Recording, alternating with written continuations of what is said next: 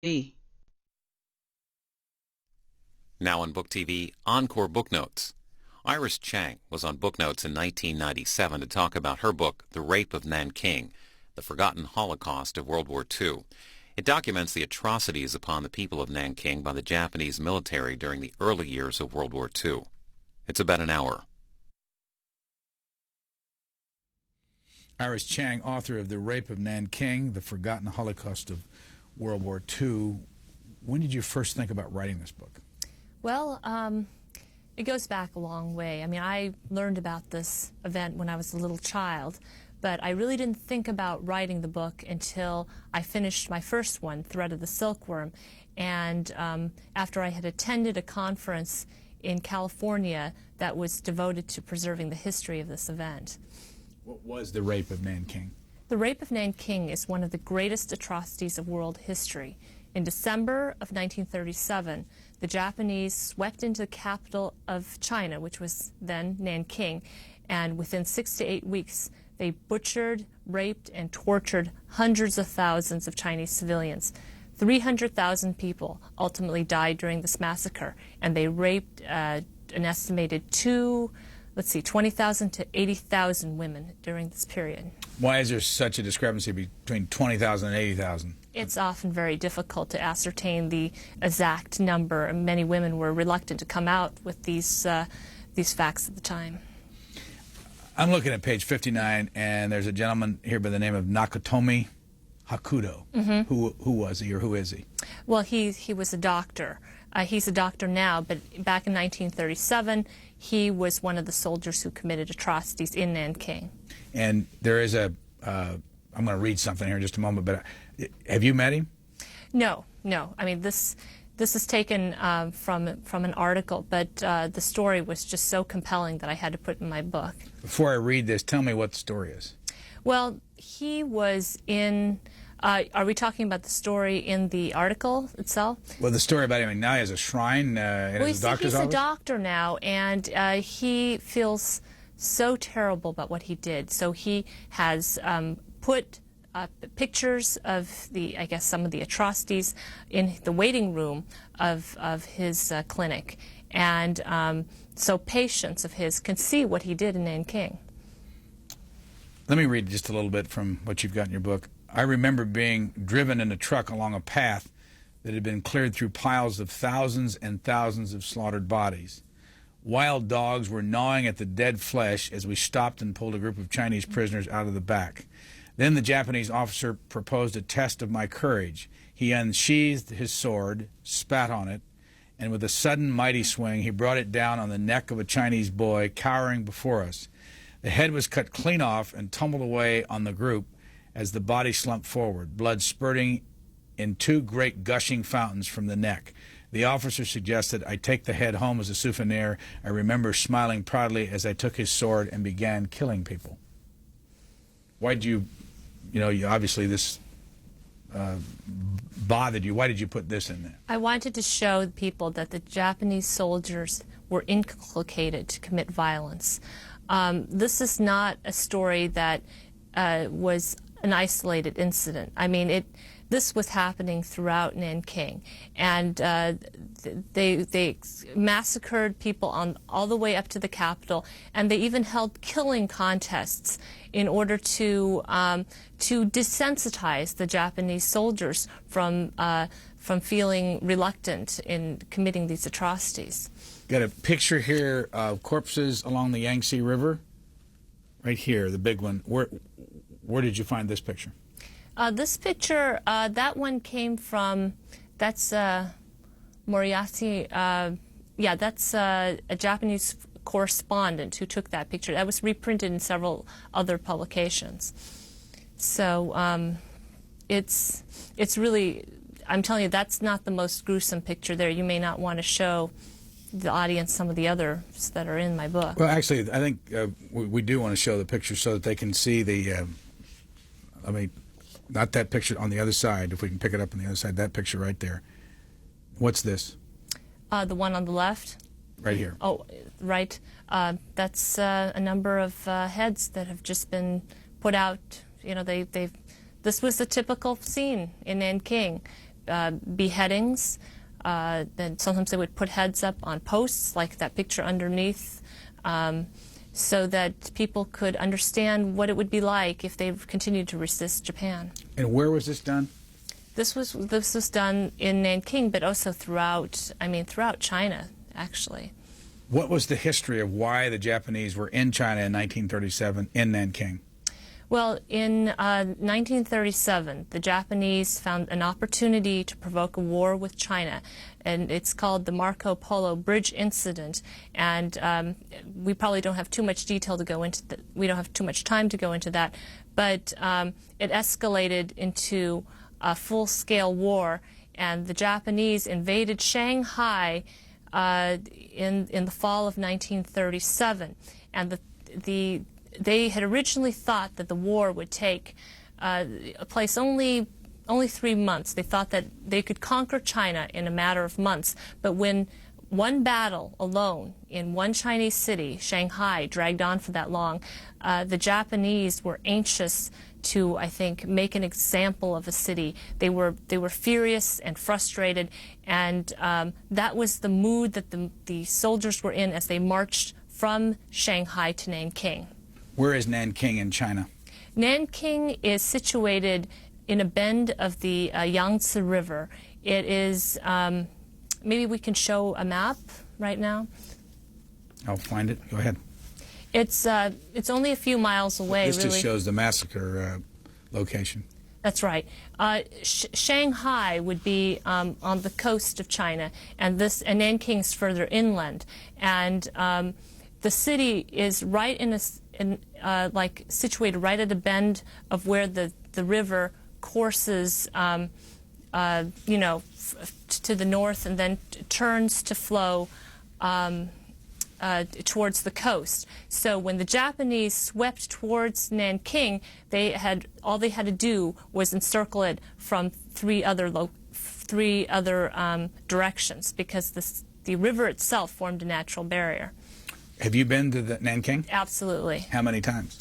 Actually, in the summer of 1995, I was there for several weeks. Actually, just one time. And what's your personal connection to Nanking?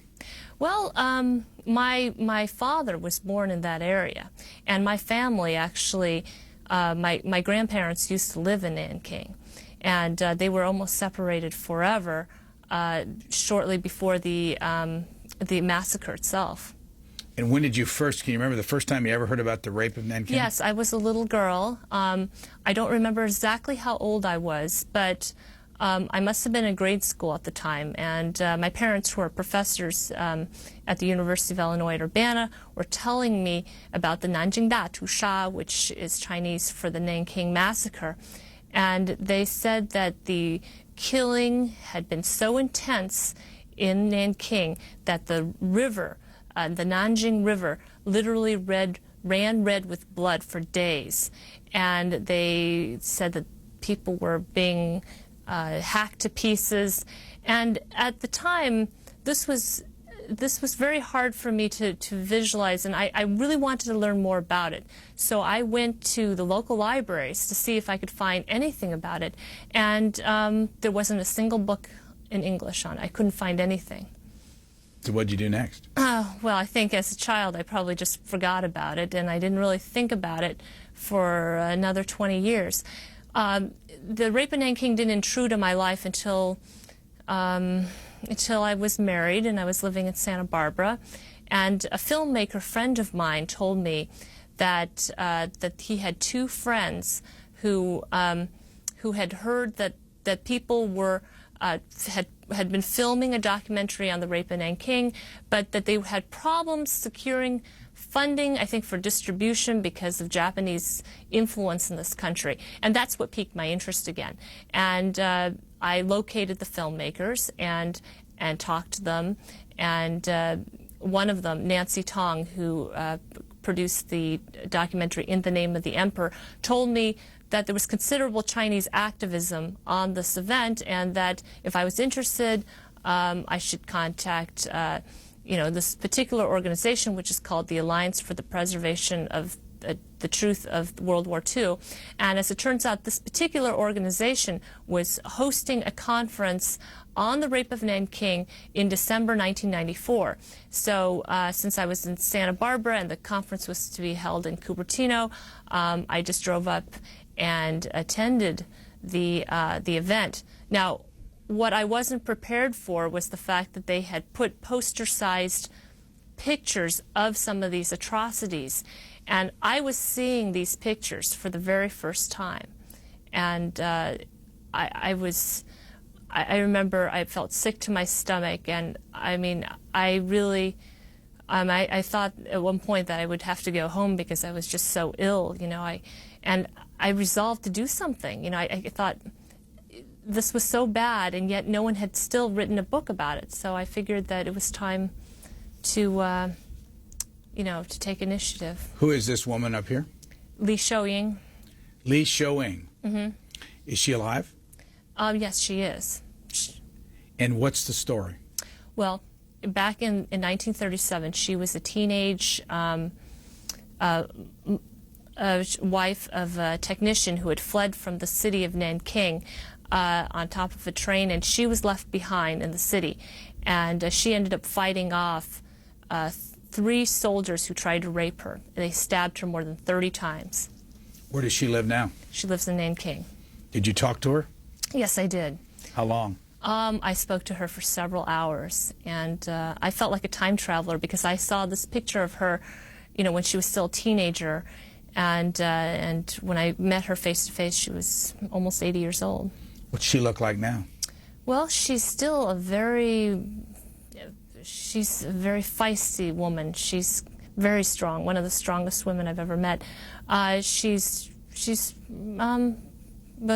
has so many wrinkles now that they've covered up the scars. But when she was younger, the scars on her face were horrible. Again, she was stabbed 37 times with bayonets. That's correct. Can you remember anything else about the story? Where was she at the time she was stabbed? She was hiding in the International Safety Zone, which was a neutral zone organized by the foreigners of Nanking to protect them from the Japanese, and we'll probably talk more about that later. But at the time, a soldier had his eye on her when he went down into the basement where she was hiding, and he tried to rape her, but she resolved to fight to the death to prevent from being raped. So luckily she was bigger than he was, so that when he lunged, I guess when he came for her, she like ripped his bayonet from its sheath, and she threw, I guess, her back against the wall, and she just started grappling with him. And she ended up using him as a human shield against the 2 other soldiers who were trying to stab her and protect, you know, him, but she was using him as a shield to prevent from getting slashed up. How did she survive? Well, she survived just barely. One bayonet stabbed her right in the stomach, and she eventually lost her baby. But she fainted, and she was almost buried alive by her family, who didn't realize that she was still alive. But someone noticed the bubbles of blood frothing from her mouth, and they rushed her to the hospital, where the American doctor, Robert Wilson, saved her life. Now, she's now 80-some years old. When you talked to her, how many times did somebody ask her about this over the years? Oh, I think other reporters had talked with her. I'm not really sure. You talk about your dad being born near there. What about your grandparents? Well, my mother's parents were in Nanking in 1937. My grandfather actually was in the city as the Japanese were bombing it, and there's just an incredible story of how they were almost separated forever during the chaos that followed the mass evacuations. What happened after that? I mean, I know this. I read the story, but tell us more about it. Okay. You see, when the fighting in Shanghai escalated, it just became clear to my grandfather that his wife, who was then a young woman in her 20s, wasn't really safe. He didn't want her to be in the city where the Japanese were bombarding hospitals and schools. And so he sent her to her home village, which was near the city of Yixing. And when he went back to visit her in the village, but then when he journeyed back to Nanking, he didn't realize that the entire capital was moving inland, and that his particular unit was just, they were leaving. They were going to leave town, and he had to get word to my grandmother to join him in another city so that they could leave that whole region. And they were to meet in Wuhu because I think some of the railroad tracks to Nanking had already been bombed. And so as he waited for her, you know, she didn't show up. He waited for 4 days, and he didn't know that it was just taking a long time because the railroads had been bombed out, and everyone was trying to get on a sampan to get out of there. And so he waited and waited, and eventually it got to be, it got to the point where he really had to make a choice. He would either leave the city and leave Wuhu and maybe never see his wife again, or he could wait for his wife and his daughter, and then meet up with them, but miss the boat out of the region, knowing that that area would be overrun by Japanese soldiers. And he was so desperate. Right when he turned to leave, he screamed out her name, Yi Pei. He just screamed it out. And in one last sampan, it happened that my grandmother was in there, and she stuck her head out and yelled back, and it was because of that fateful cry that they were reunited. Otherwise, otherwise my mother would have never been born. They probably would have never seen each other again. When did they leave China? They didn't leave China until shortly before the 1949 Communist Revolution. So that would have been sometime in the 1940s. Are they alive? Unfortunately, both have passed away. My grandfather lived up to be 94 years old, and he passed away in 1993, and my grandmother died this last summer. It's very unfortunate she didn't get to see the publication of this book. And did you talk to both of them about the material in this book? Yes, actually my grandfather, because he was a poet and a journalist and a book author, he had written about some of this in his autobiography, but I did have a chance to interview my grandmother as well, and she provided some more details before she died. And where did you grow up? I grew up in Champaign-Urbana, Illinois, which is where my parents were professors. How long did you live there? For almost exactly 20 years. I moved there when I was, my father was offered a position when I guess I was about 1. I went to school there, went to the university, and left, I think, at age 21. And are they still there? Yes, they are. And where did you move after you left Champaign? Well, Urbana. I worked briefly as a reporter for the Chicago Tribune and the Associated Press in Chicago. And then I went to the Johns Hopkins University Writing Seminars program, where I received my master's degree.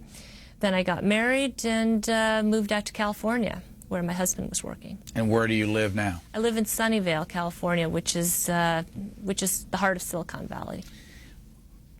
You say in the book that the Japanese have never apologized for this. That's correct. Never officially apologized. Why? Well, I think because there's really no reason for them to do so unless they were pressured to do so.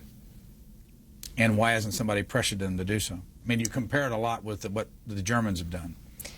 Well, I think maybe demographics has something to do with it. I mean, some of this activism behind the event is fairly new, but I would say the Cold War has a large role in the silence of the Japanese and the Chinese and the Americans on this issue.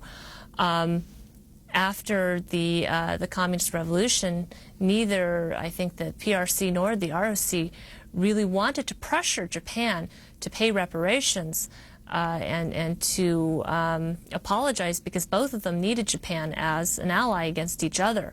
They needed Japan for economic and political reasons, and the United States also sought out Japan as its ally as well against the forces of communism in Asia. Back in 1937, how many people lived in Nanking? Before the bombings, before some of the evacuations, about 1 million people. And what was the relationship between China and Japan back then? What was going on in the world, and what was their relationship? Back in 1937, things by that point had been tense. I mean, in the summer of 1937, Japan had attacked Shanghai. War had already broken out. But what was the reason? Well, it goes back a long way, but the Japanese had actually for hundreds of years ambitions in China. It's not something that it was not something that just started in 1937. There's a long history of animosity here. What's the reason? Reason for the animosity?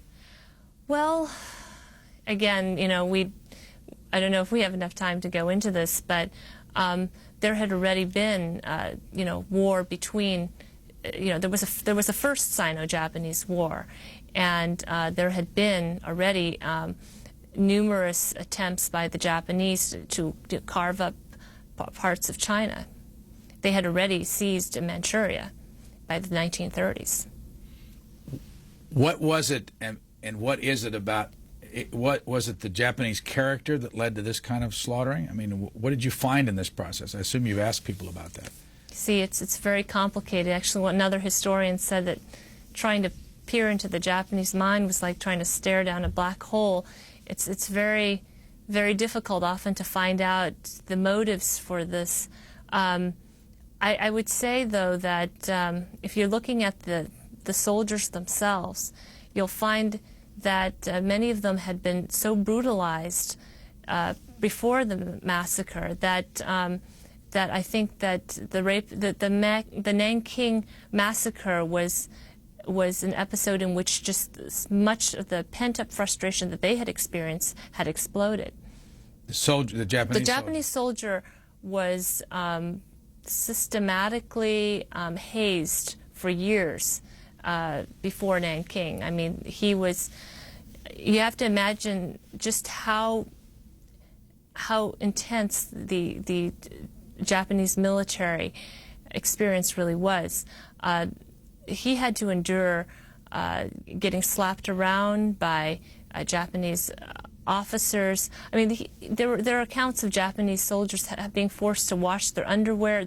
They were treated almost as subhuman within their own army, and it's often been suggested that those who have the least power can become the most sadistic when they do gain some chance to unleash the frustration that was bottled inside. How much discussion have you had with Japanese people about this event?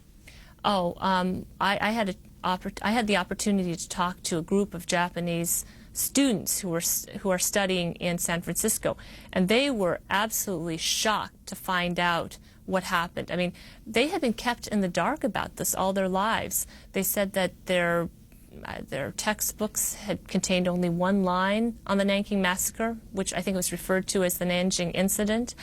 And I remember that when I showed them some of the photographs, I think one woman burst into tears. So it's clear that many of the Japanese people to this day don't really know what happened.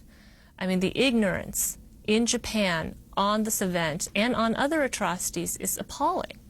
If you look, I mean, I talked with a college professor in Japan, and he said that when he mentioned to his students, remember these are college students, that Japan had been at war with the U.S., many of these students asked him which side won. So in other words, they're not being taught about this in school, and the Ministry of Education has for decades censored this event and others from their textbooks. I mean, this has been the subject of a 30-year lawsuit between the Japanese government and a famous historian there, Inaga. Is there a Chinese Holocaust museum? Well, there actually is a Rape of Nanking museum in Nanjing. It has the a big number 300,000 inscribed on it, but that's about it. But I've met people in Los Angeles who are interested in building a Chinese Holocaust museum in this country. You say that the House of Representatives got into this? Well, actually, that's something different. That's the Lipinski bill. No, I didn't mean that they got into the Holocaust Museum, but they got into this whole issue of the rape of Nanking. That's right. William Lipinski, who is a Democrat from Illinois, has introduced a bill in Congress that calls for the Japanese to officially apologize to its World War II victims and to pay reparations. And the Rape of Nanking is only one aspect of the bill. He lists many other atrocities, such as, the Korean comfort women issue, the medical experimentation that the Japanese had conducted, including vivisection without anesthesia on American and Chinese prisoners of war. The Bataan Death March. There are so many other instances of wartime atrocity that are mentioned in his bill, and I think they have more than 30 supporters right now in Congress. What was the killing contest? You mentioned it earlier. How did it work? The killing contest, yes. Well, there were two sub-lieutenants who wanted to see who could kill 100 Chinese first. And the Japanese media covered this avidly, as if it was some kind of sporting event. And when they reached the 100 mark, I guess they had lost counts. They figured, okay, let's just up this to 150. You've got the actual newspaper article? That's right. That's right. And you can see over here the numbers 105 and 106. What's that? That's how close they were. They were running neck to neck. You see, one had killed 105 people, another had lopped off 106 heads. And that was actually published in the Japanese newspaper? That's right. So this was clearly something the Japanese people knew about at the time. Who was conducting the contest?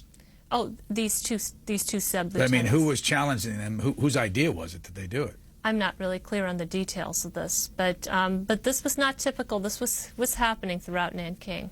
Here's a picture. It says, in Nanking, the Japanese turned murder into sport. Note the smiles on the Japanese in the background, and here's the photo right there. Where do you find all these photos? Many of these photos were later collected by the Nanking government for their war crimes tribunals against the Japanese after the war. But sometimes the Japanese soldiers themselves took these pictures. When I talked with one of the survivors, he remembers that as he stood on the edge of this pit, watching all the Japanese lop off heads and throw them in to the side, and one person was keeping score, and the other one was laughing and taking photographs. There's an incredible story about how this one album of 16 photographs eventually made its way from Photoshop to a toilet, and it was hidden for years until it finally ended up in an archives. A couple of these pictures in here are rough to look at. I haven't shown them yet. Are you? Was it a tough decision to put them in the book? It was. It was. I was very concerned that some of these pictures would result in the book being banned from school libraries. But I had numerous discussions with this with the people at HarperCollins and with other historians and friends, and some people insisted that I put them in anyway, uncensored, because this was history. This was the truth. What's this photo over here? That's a photo of a woman a rape victim who is being forced to pose next to a Japanese soldier naked. They found these photos in the wallets of some of the Japanese soldiers. They took them, and sometimes the people in the local photo mat would make copies because they knew how important they were. On the other page at the top, what's that photo? I still have problems looking at it. That's a woman who's been impaled after she's been raped. Right down here. And where did you find this? This again came from China. It came from the Chinese archives. And the photo above it? That's a picture of a woman who's been gang raped, and she, as you could see, she's been tied to the chair so that she could be raped whenever the soldiers were in the mood for it. And again, I mean, I have a hard time even looking at these pictures even now. What's the purpose of putting them in the book then? What, and as you decided, what, in the end, what was how the conversation like between you and the publisher? Well, yeah, there were people in the publishing house who had problems looking at the pictures. In the end, we decided that it was important for people to see what they were capable of doing, and it was a tough decision. And I know that I may well catch a lot of criticism for it, but I don't think that people will realize just how brutal the Japanese were until they see these pictures. If I were a Japanese sitting here and saw these, I would say things like, what's your proof that this actually is something that was caused by a Japanese soldier? Mm-hmm. Well, all I can say is that there are thousands of pages of primary source documents on this event in 4 different languages that pretty much describe with words these very pictures. And many of these pictures, didn't all come from Japan and China. Many of them can be found in the United States in the missionary collections. Let me show you this picture right here and ask you to tell me what it is. The one to the right? The one up top. The bayonet. The bayoneting. Well, these are pictures of the Japanese bayoneting victims, and they're doing it for practice. They're using live prisoners as practice. And as you could see, the Chinese who's been blindfolded, I mean, he's been stabbed repeatedly. And this is happening even after he's dead. And you say that's just practice? It's just practice. Below that, this photograph. This is a photograph of several Chinese victims being buried alive as Japanese soldiers watch. And you also tell a story in there where they would bury some Chinese victims up to their heads and then have German shepherds or tear them apart. Tear them apart. Did you have any true. pictures of that? No, thank God. How did you find that out? Well, that came out of archival documents, and also came out of descriptions which I found in China. I'm telling you, literally, I had so many facts on these atrocities. I had to use a computer database for them in order to keep them, in order. I mean, we had that much evidence on it. When did you start writing this book, or when did you start compiling all the information? I started compiling the information probably in January or February 1995. And I noticed that as late as August, almost the end of August, you had something quoted in here from the Japan Times. That's and right. This book came out in December. How did you get it? How were you able to publish it that close? Well, you see, we really had to publish this right at the last minute, because all of this activism, it's ongoing. And we really were working right down to the last minute on this book. It was a very tight schedule.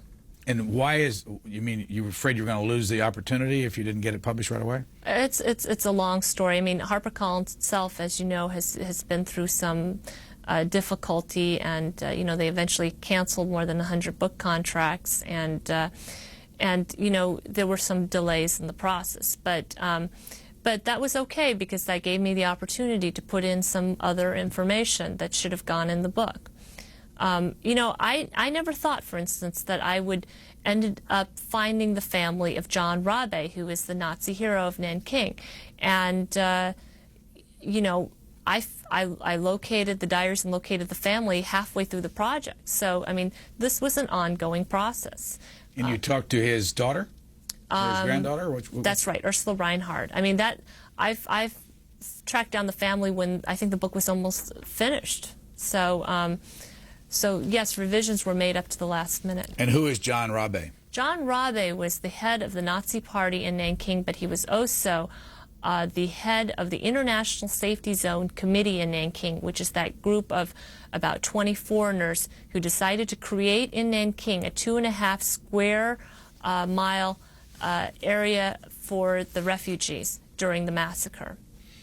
They told the Japanese that this area was off limits to them, and they had to feed these refugees and protect them from the Japanese. You have a letter in here dated 8 June 1938, and it's Dear Fuhrer, yes, signed by John Rabe. That letter went to Hitler. Why? Well, he was hoping to stop the atrocities by informing the highest levels of German government about the Nanking massacre. He may have been a little naive, but he really thought that perhaps the Germans would pressure the Japanese to stop the killing. So what he did was, in 1938, when he went back to Berlin, he brought with him a copy of John McGee's film of the massacre. And John McGee was the Episcopalian minister who took footage of some of the atrocities. Actually, he's the gentleman right on the other page, actually.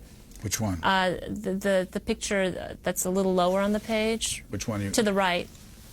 This gentleman. Okay, fine. We'll get it here so people can see what he looks like. Yep. He shot scenes from the Nanking hospital, and it was this film that was reproduced and in Shanghai. It was smuggled out of Nanking, and they made several copies.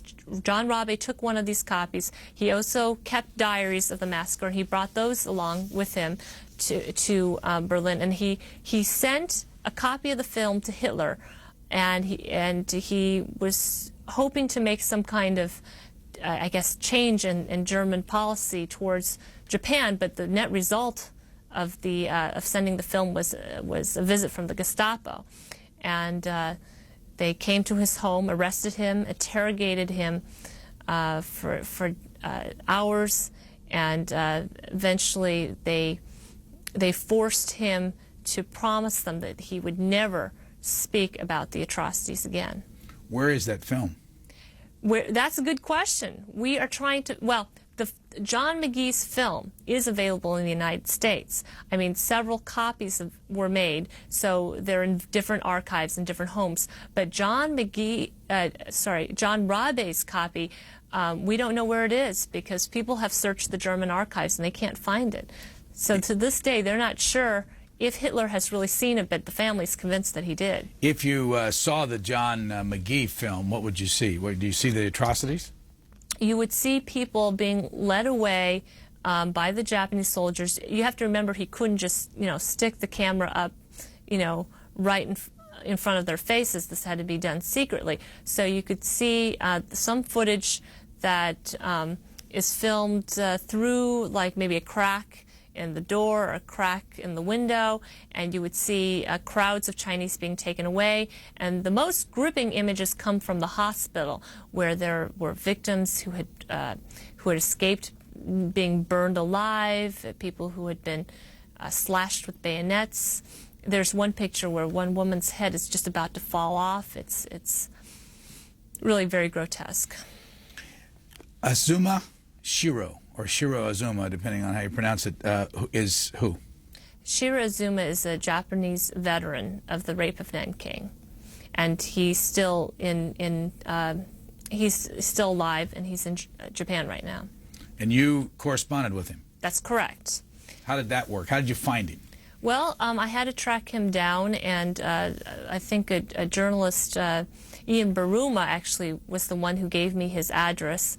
And I wrote a letter to him. I had it translated into Japanese, and he responded almost immediately. And I had the letter translated back into English. He sent me a copy of his diaries, and he also answered every question that I had posed to him. See, I was trying to understand the state of mind that he was in at the time. What did you learn from him? What I learned was that the Japanese soldier really had to see the Chinese as subhuman before they could kill them. I mean, he depicted the Chinese in his diary as, as like animals or as insects. Right above that in the book, you can put this into context. A veteran officer named Taminaga Shozo recalled vividly his own transformation from innocent youth to killing machine. And I want to read what you have in here. Where did you find that, by the way? That was in a secondary source. I think it came from a book. He scooped water from a bucket with a dipper, then poured it over both sides of the blade. Swishing off the water, he raised his sword in a long arc. Standing behind the prisoner, Tanaka steadied himself, legs spread apart, and cut off the man's head with a shout, "Yo!" The head flew more than a meter away. Blood spurted up in 2 fountains from the body and sprayed into the hole. The scene was so appalling that I felt I couldn't breathe. If you were Japanese, what would you want your own people to do about this, if they didn't know about it? Well, I guess it would depend on the individual, but I don't know what they would think, but I personally think that they have a moral responsibility to come to grips with this. Japan as a nation cannot move forward until they meet this squarely in the face. Well, even according to your testimony, they don't even know about it. Some of them don't know about it, but there are those who do. And I remember talking to some Japanese who, when they hear it, they'll often just immediately deny it. They don't want to believe it. So it's very hard. It's very hard to know exactly how they're going to react, even when these facts are thrust into their face. Will your book be published in Japan? I'm not really optimistic that it will be, but perhaps some kind of small radical publisher will take a risk and put it out. From what you know, what would happen if books were tried to be sold over in Japan? I don't know, but I'll tell you that the Shiro Azuma, who's come out to apologize for his role in the massacre, he's faced countless death threats, and many of the journalists who've written about this in Japan have either been ostracized, or, I mean, when you see them photographed, they have sunglasses on because, you know, they've run into these kinds of threats too. Don't forget the Japanese. Some Japanese right-wingers shot, I think, the mayor of Nagasaki in the back simply because he said that he thought Hirohito had some responsibility for the war. That was in 1989. That's right. So we have a country that is living in denial. And I'll be honest with you, I am completely appalled that more people don't know about this atrocity. Because if you look, I mean, 300,000 people died in Nanking. And 300,000 people might not seem like a huge number until you place it in the context of World War II history. 300,000 deaths is greater than the deaths from Hiroshima and Nagasaki combined. It's also greater than the combined civilian deaths of several European countries for the entire duration of World War II. So in other words, if you add up the number of civilians who died in England, France, and Belgium, that still would not be as many people who died in Nanking, which is one Chinese city, in 6 to 8 weeks. In the end, more than 19 million Chinese people perished. 19 million people were killed. What do you want to do with this? Well, I want the whole world to know what happened. I want the entire world to know the truth. And how far are you willing to take it? Well, I think I've just writing the book was the biggest step, really, for me. I think I've done my part in just laying down the facts for people to read. And also in the book you have some Americans. Mm-hmm. One in particular is Robert Wilson. Who was he? Robert Wilson was a missionary doctor, and he was the only surgeon in Nanking during the Great Massacre. And what role did he play? Well, he was the person who ended up having to stitch up the survivors who came, straggling into the hospital from bayonet wounds or burn wounds, and he was working night and day. It's incredible what he was able to do under those conditions. And what was the zone? The International Safety Zone. It was 2.5 square miles in the middle of the city, which the foreigners had marked off with Red Cross flags, and and it was an area that they claimed that the Japanese were not permitted to enter, and they tried to, they just harbored the Chinese there.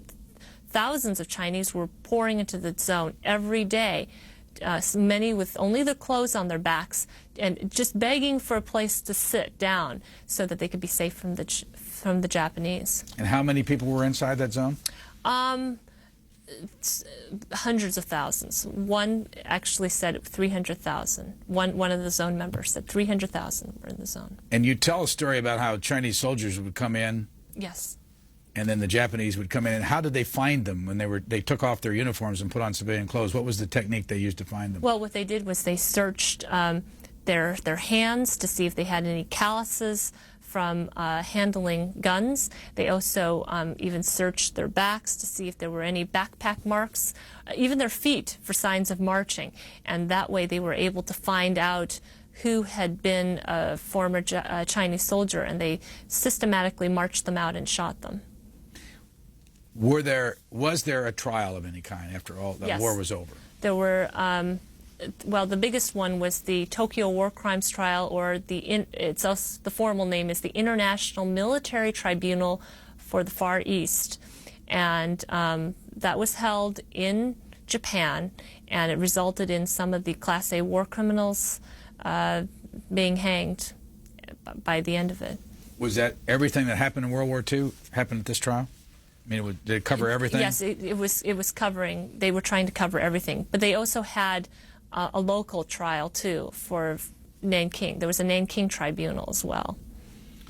And how long did that go on? It went on for several months. It was mainly, these were held immediately after the war. And that was held in Nanking? Yes, of course the International Tribunal for the Far East lasted considerably longer. I mean, went on for years. How much publicity was there for this event, either in Japan or in Nanking? Although there was considerable publicity for the Tokyo War Crimes Trial. I think it was the longest war crimes trial in history, and they had, hundreds of reporters there. In Nanking, it was well publicized, I'm sure, throughout China. You tell a story in the beginning of the book about Commodore Matthew Perry and how the Americans opened up Japan to the outside world. How did that work? Well, what Perry decided to do when the Japanese ignored requests from the American government to open up their ports to trade, he marched up into, he studied Japanese history carefully, and then he decided that the best way to deal with them was to shock them into submission. And so he kind of just came. He just went right up with, to one of the ports, and he strode into the capital with some very aggressive-looking men, and it terrified the Japanese at the time. I mean, this was the first time they had ever even seen steam power.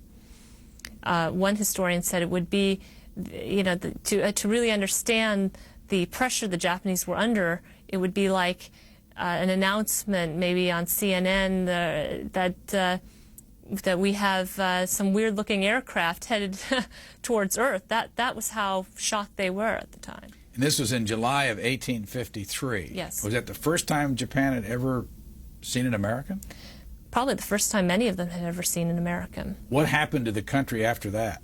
Well, then they decided to modernize, and they decided that they would appease the barbarians, but they would try to learn from them, because it was obvious that they were lagging in technology. They had to learn to build up their military. What happened next to the country? Well, the country did precisely that, and there was the Meiji Restoration, and the entire country became very nationalistic, and in the end they built up a very strong military, and they began to get some of the respect that they had craved, actually, from the West. Does the Rape of Nanking or the massacre at Nanking have any impact on the relationship today between China and Japan? Did you talk to folks about that when you went over there? Well, it's actually very interesting that you asked me that, because many of the PRC officials that I've met, they're sympathetic to the history of the Rape of Nanking. I mean, many of them may have had relatives who died during the Sino-Japanese War, but at the same time, I think they are reluctant to endanger their trade relations with Japan and also the political and diplomatic relations. So the PRC has actually, as I think I may have mentioned before, has expelled activists who have tried to promote this event, actually promote the history of the Rape of Nanking. In the back of your book, in the epilogue, you say there's a number of lessons for all this, but this is one I wanted to ask you about. Another lesson to be gleaned from Nanking is the role of power in genocide. Those who have studied the patterns of large-scale killings throughout history have noted that the sheer concentration of power in government is lethal, that only a sense of absolute unchecked power can make atrocities like the Rape of Nanking possible. What would you say then about today's Chinese concentration of power in that government? Well, I think it's a dangerous situation because we still, I mean, the PRC, to this day, it's still a totalitarian regime. And it's, you know, if you have these kinds of conditions in place, an atrocity like the Rape of Nanking can happen again. What did they think when you went to China in 1995? Did the officials know what you were doing there? In 1995? No, they didn't. And actually, I was a little concerned when I went back because I had just written the book, The Thread of the Silkworm, which is an unauthorized biography of the father of the Red Chinese Missile Program. So and I knew that plenty of people had been kicked out of China for promoting the history of the Rape of Nanking. So I figured that there was a good chance that I myself would be interrogated and expelled from the country. Did they know who you were? The people in Nanking didn't. All they knew was that I was a scholar who was out there seeking information. And you said you're married? Yes. You have children? Not yet. And what does your husband do? He's an electrical engineer, and he works in Silicon Valley. And he's been incredibly supportive of this project and supportive of my career. And you said that you live in Sunnyvale, which is right in Silicon Valley. That's correct. And it seemed like there was somebody in this book that is living in Sunnyvale. Was it somebody that had been involved in this? It so turned out that there was a paramedic you know, in Nanking who now lives in Sunnyvale. I mean, this is somebody who, when he was living in Nanking back in 1937, I mean, he was a little boy, and but he had volunteered to help the Chinese army. He was working as a paramedic at the time. Sheer coincidence. In the book, you talk about, in the beginning of the Rape of Nanking, an incident that 57,000 people were killed? Oh yes, that must be the Mufu Mountain massacre. That's correct. And what was that? Well, what they had done was they had kept these tens of thousands of civilians in these camps, and then eventually, after keeping them dehydrated and starved, they just went out and just started machine gunning them, killing them. Was that the most that ever died at one time? I think it may have been. What's your sense of what would lead a human being to do this kind of thing? I think that people are much more capable of committing these atrocities than we would think. And I think that if you're conditioned to believe that what you're doing is the right thing, if the act of murder becomes like a holy one, then it would be easy, I think, to convince people that not only what you're doing is wrong, but that it's sanctioned by God, and that it's the only right thing you can do. Have you talked at all about what happened in Rwanda? There actually, in this book, it mentions Rwanda just briefly, but I would say when I was looking at the news accounts, you know, I felt like I was reviewing my old archival documents again. It's that some of the similarities were haunting. Stories about women who had been raped by soldiers, and now they're going to carry an enemy soldier's baby, and these dilemmas that were so painful to me when reading them, because, you know, I kept seeing the same story over and over again. You tell a story in here, I think, of a woman to this day won't give her real name, or what was raped, and I can't remember exactly what it was, but you alluded to it then. What was that some of the rapes that happened eventually children were born? You see, yes, some there were many half Japanese, half Chinese children born as a result of this rape. And one of the missionaries at the time, Lewis Smith, said that, there were thousands of these children being smothered to death or drowned because very few women really wanted. I mean, they couldn't love these children. But you have to understand that it must have been a terrible choice for these women to make. I mean, killing your own baby or raising a child that you could never love. And I'm sure a lot of women couldn't make that choice. So at the same time, there were thousands of women also committing suicide in the city. I mean, there were uncounted women throwing themselves into the Yangtze River to drown. How interested have you found Americans in this story? I am surprised the response. I mean, it's overwhelming. It seems to me that almost everyone I've talked with is interested, and they're shocked that they don't know about this. Why don't we know about it in the United States? Well, I sometimes wonder if it's maybe demographics. It's really stunning to me that I really don't know the answer to that question. I mean, I hope it was just lack of interest. Maybe there weren't enough Chinese and Japanese experts, immediately after the war. But, the United States government itself was engaged in a conspiracy with the Japanese to cover up some of their own, dealings. So there are many political reasons why something like this wouldn't be told. What was that moment in here that you talked about when FDR had that's correct. How That's much? right. 30 seconds of film or 30 minutes of film take? What was Maybe that, 30 feet of film. 30 feet of film, right. See, yes, well, as you know, the Japanese had bombed the USS Panay, and some Americans had died as a result of this bombing. And the Japanese later on tried to excuse the bombing by saying, well, it was a cloudy day, or we couldn't really see clearly that this was an American ship. But what was the Panay, by the way? It was a gunboat. And it was bombed on December 12th? Yes, right as the Japanese had entered the city. And but there were two newsreel men aboard, and one of them, both of them took footage of the Japanese swooping down almost to deck level to shoot at the passengers. And it's clear from anyone who looks at the footage that the Japanese could see the flags that were painted on the deck or flying overhead. And the president specifically requested that this footage be removed before it was shown in American theaters. Why? Well, we can only speculate on the reasons why. It's probably because they didn't want to jeopardize any kind of settlement that they wanted to make with Japan.